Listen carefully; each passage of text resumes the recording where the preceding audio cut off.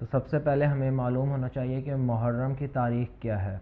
हज़रत नूह अलैहिस्सलाम की जो कश्ती थी, उनके ऊपर जो तूफ़ान आया था, वो जो रुकी थी कश्ती, वो भी 10 मुहर्रम की तारीख़ थी। इसी तरह हज़रत मूसा अलैहिस्सलाम ने बनी इसराइल को जो शिकंजे से आज़ादी दिलाई थी फ़िरऔन के, वो भी मुहर्रम का महीना 10 मुहर्रम का था। ये मैं आपको बताऊँ वाक़या करबला के बारे में। पहले तो आप मेरी ये वीडियो पूरी देखिएगा।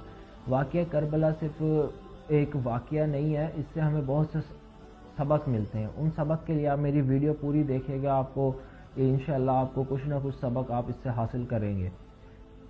तो वाक़या करबला का जो बुनियाद है, ये हज़रत उस्मान गनी रज़ियल्लाहु ताला अन्हु की शहादत से रखी गई है। एक तो उम्मत के लिए ना, ये जो वाक़या है, ये एक आज़माइश के तौर पे है।